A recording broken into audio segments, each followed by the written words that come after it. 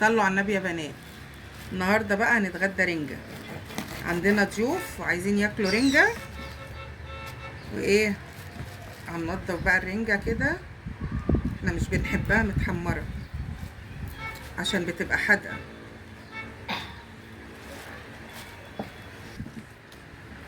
بصوا بقى البطروخ القمر. اوريكم بقى ايه حلويات الرنجة بتاعتنا. صلوا على النبي يا حبايبي. بصوا بقى شوية الطحينة كده على الرنجة،